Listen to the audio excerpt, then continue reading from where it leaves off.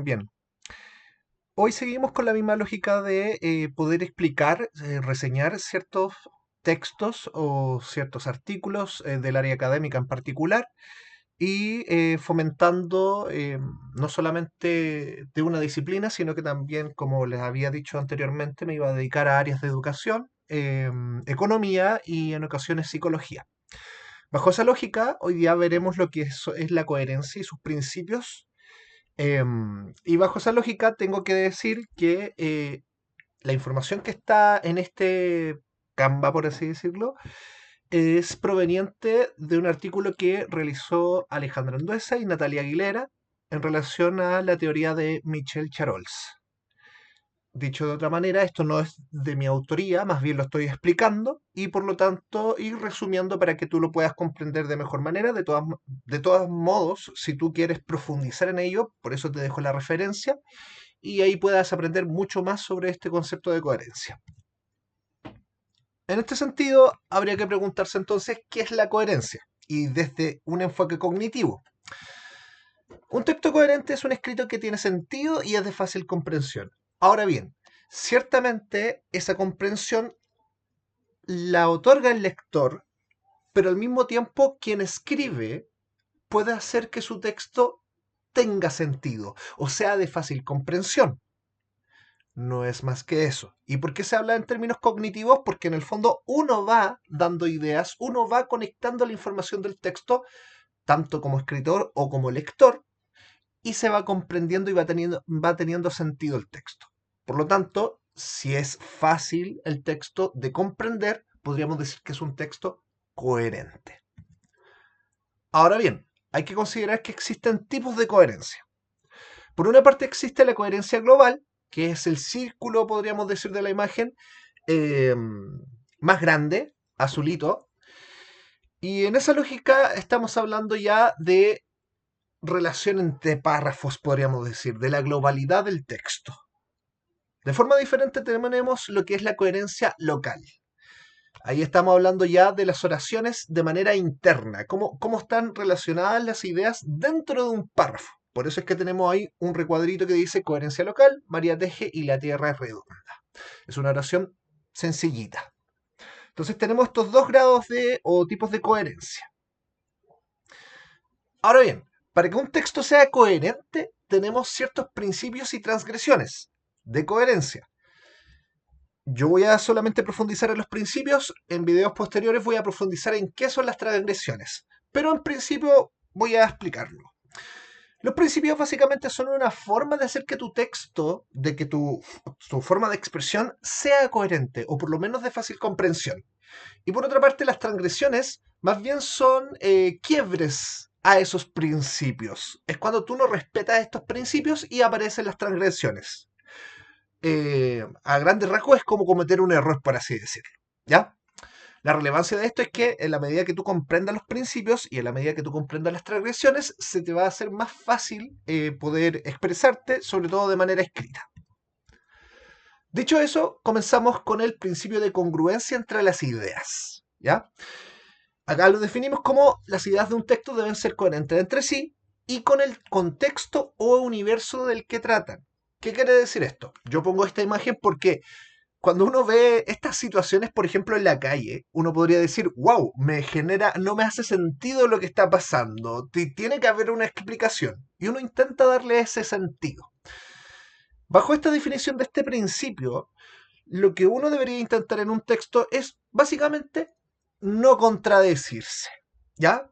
Si por ejemplo, voy a decir un ejemplo muy burdo, pero para que se entienda el principio, si yo, por ejemplo, estuviéramos en pleno invierno y estuviera lloviendo, que bueno, actualmente es el caso, eh, yo no podría decir, uff, hace demasiado calor en estos días, ¿ya? Sobre todo si el clima o la temperatura está helada. ¿Por qué? ¿Por qué no podría ser? Porque no sería coherente con el universo si es que estuviera escribiendo un texto, el universo de ese texto. Entonces sería algo que no tiene mucho sentido, ¿ya?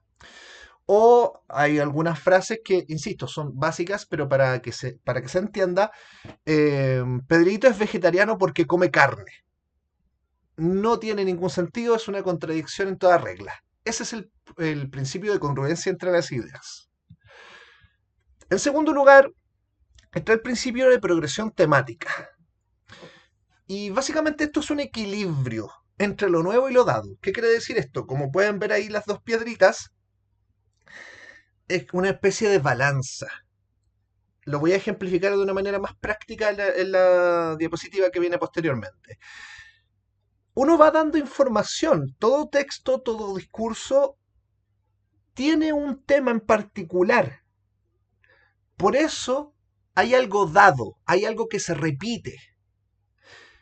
Pero al mismo tiempo uno no puede repetir siempre la misma información. Por lo tanto, tiene que haber cierta novedad conforme avance un texto, conforme avance un discurso. Y es por eso que equilibrio entre lo dado, lo que siempre se mantiene en el texto, y lo nuevo. Cada oración del texto debe tener un elemento que se repite y otro que aporta información nueva. ¿Por qué? Porque si en el fondo un texto repite mucha información a cada rato, bueno, se vuelve redundante, no tiene sentido, porque uno no espera que le digan a cada segundo lo mismo. Y por el contrario, si uno otorga mucha información muy dispersa y a cada rato la información es distinta, también uno diría, esto tampoco tiene sentido. Por eso hablamos del equilibrio cuando hablamos de progresa temáticamente el texto. Y acá yo tengo un pequeño ejemplo. Si tú pensaras que esto es un texto, metafóricamente claro, si tú pensaras que esto es un texto y el círculo rojo o los círculos rojos es la temática común de un texto, tú podrías decir, ah, perfecto, el texto avanza, ¿vale? Pero, como tú puedes ver, si bien se repite, también hay información nueva. Por ejemplo, acá en el triángulo, en el cuadrado y en la estrella, uno ve que, claro, la temática de la esfera se repite a lo largo del texto, pero siempre tiene información nueva.